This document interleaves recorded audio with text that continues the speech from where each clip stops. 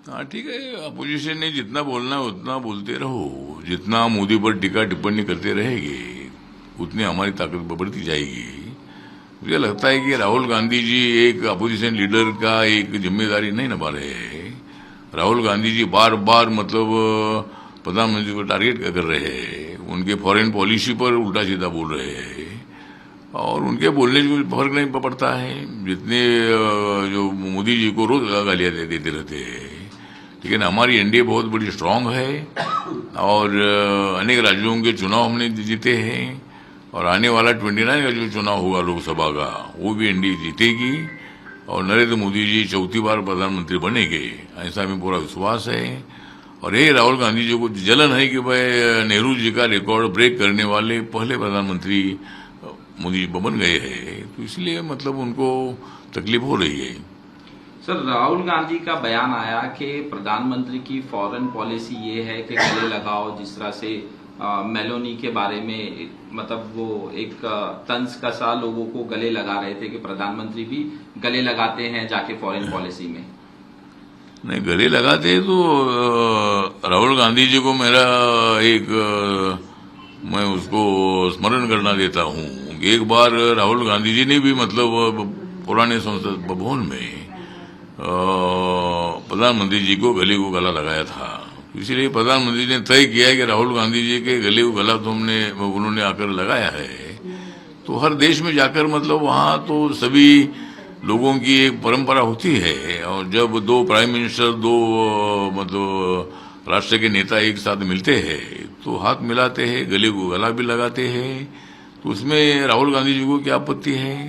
तो foreign policy तो हमारी है, व्यापार बढ़ाने के लिए हर देश के साथ हमारे संबंध अच्छे होना चाहिए, वहां से पैसा इधर इन्वेस्ट होना चाहिए, यहाँ का जो मेड इन इंडिया का सामान वहां जाना चाहिए, उसके लिए हर देश के साथ जो व्यापार का जो समझौता होता है वो करने की आवश्यकता है और इसीलिए नरेंद्र मोदी जी हर देश में जा रहे हैं। सर, रविशंकर प्रसाद का कहना है रविशंकर प्रसाद का कि ये जो सत्र था, ये जो अपोजिशन ने किया है, कोई भी बिल नहीं पेश कर पाए, इसी में चला गया, पूरा हंगामे में ही चला गया, इस तरह से रविशंकर प्रसाद का बयान है। कौन रविशंकर? सर, ये बीजेपी के एमपी जो है ना रविशंकर प्रसाद का बयान आया कि पूरा सत्र जो बिल पेश करने वाले थे अपोजिशन के हंगामे में ही चला गया और कुछ भी बिल पेश नहीं हुए, इस तरह से। हाँ, तो मतलब बात सही है कि जो अनेक बिल कुछ पास हुए और उस पर चर्चा भी नहीं हुई। तो कोई भी बिल होता है, इस बिल में सत्ताधारी पक्ष और अपोजिशन के लोगों का सुझाव उसमें लिया जाता है। बिल पास करने के पहले चर्चा होती है, हर एक मेंबर ऑफ पार्लियामेंट जो हर पार्टी का होता है वो अपनी अपनी भूमिका रखता है और सरकार उसको जवाब भी देती है और सरकार उनके जो प्रस्ताव इम्पोर्टेंट होते हैं उसको स्वीकारती भी है।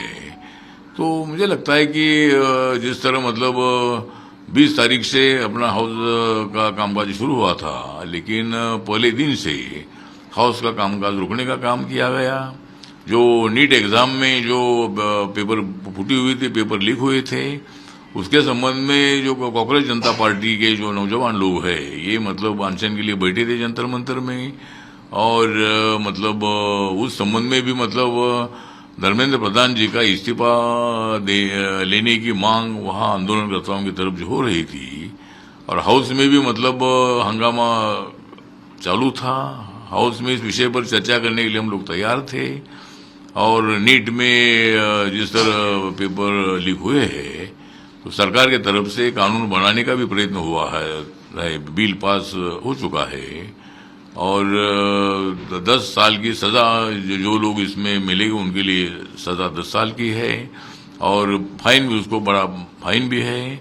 तो मुझे लगता है कि वो बिल ऐसा ही बिना चर्चा पास हो चुका है।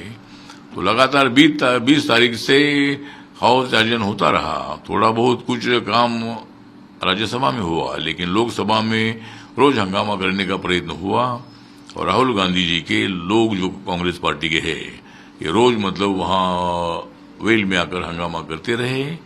तो इसी तरह मतलब पूरा जो सेशन है, ये पूरा सेशन जो मानसून सेशन है, इसमें काम बिल्कुल हुआ नहीं और इसीलिए कांग्रेस पार्टी जिम्मेदार है, राहुल गांधी उसके लिए जिम्मेदार है, ऐसा हमारा उनके ऊपर आरोप है।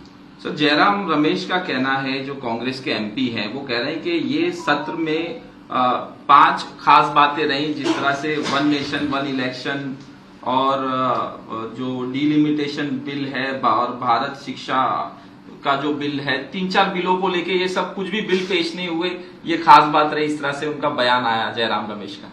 नहीं, जयराम रमेश का वो कांग्रेस पार्टी के सीनियर नेता भी है, कई सालों से राज्यसभा में रहे हैं, मंत्री भी रहे हैं।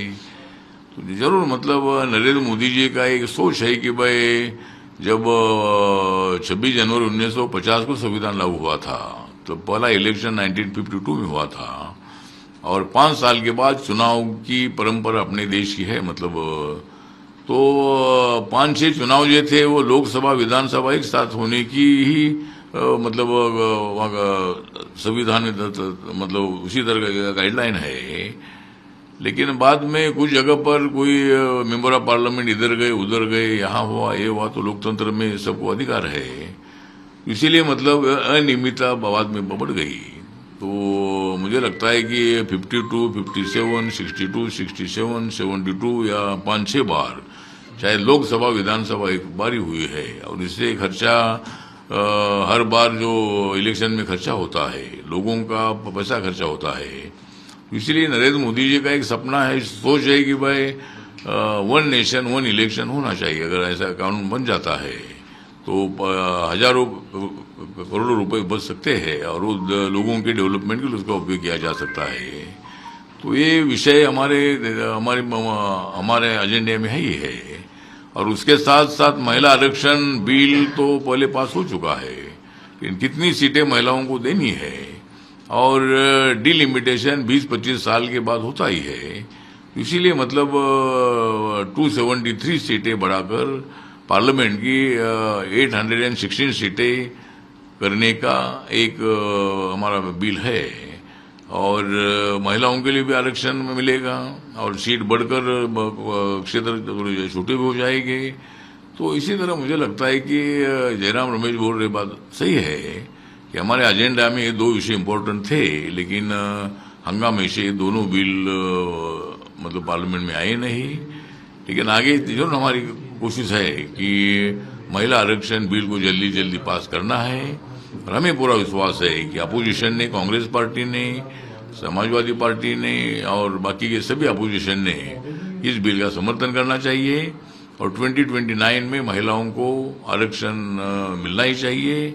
ये हमारी पार्टी की भूमिका है और एनडी की भूमिका है कि ये बिल पास होकर महिलाओं को न्याय देना है। सर, सुखविंदर सिंह बादल पे जिस तरह से हमला हुआ नांदेड़ में, उसको लेके कह रहे हैं कि मुझे लगता है ऐसा हमला होना ठीक नहीं है। मतलब वो बादल जी डिप्टी सीएम भी कई साल तक रहे हैं, प्रकाश सिंह बादल जी अनेक साल वहाँ के मुख्यमंत्री भी पंजाब के रहे हैं और नांदेड़ का जो गुरुद्वारा है ये मतलब गोल्डन टेम्पल के बाद सबसे ज्यादा इम्पोर्टेंट वो गुरुद्वारा है और पूरे दुनिया भर के सिख समाज के लोग वहाँ आ जाते हैं।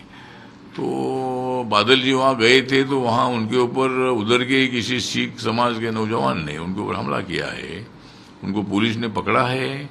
इसकी पूरी जांच होनी चाहिए कि हमले का कारण क्या है और इसी तरह हमला करने वालों को सजा मिलनी चाहिए, यही हमारी भूमिका है। सर, आखिरी सवाल, कल से जो ऑटो ड्राइवर हैं उनको मराठी बोलना कंपल्सरी अनिवार्य कर दिया गया है, क्या कहेंगे?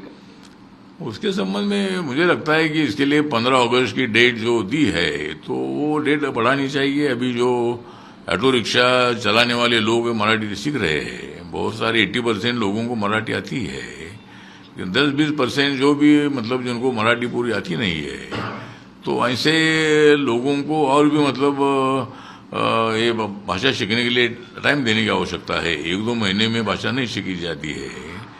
लेकिन इसी तरह का लाइसेंस रद्द करने के भूमिका का हम समर्थन नहीं करते हैं। मराठी आनी चाहिए, यहाँ तक ठीक है, लेकिन मुंबई भारत की आर्थिक राजधानी है और यहाँ सभी भाषा के लोग रहते हैं, सभी जाति के लोग रहते हैं, सभी धर्म के लोग रहते हैं। तो मुझे लगता है कि प्रताप सरनाईक जी हमारे अच्छे मित्र हैं, लेकिन उन्होंने इसके संबंध में पुनर्विचार करना चाहिए और गरीब लोगों का लाइसेंस रद्द करने का जो उनका भूमिका है तो उसमें बदल करना चाहिए और मराठी सीखने के लिए उनको और भी टाइम देना चाहिए। है।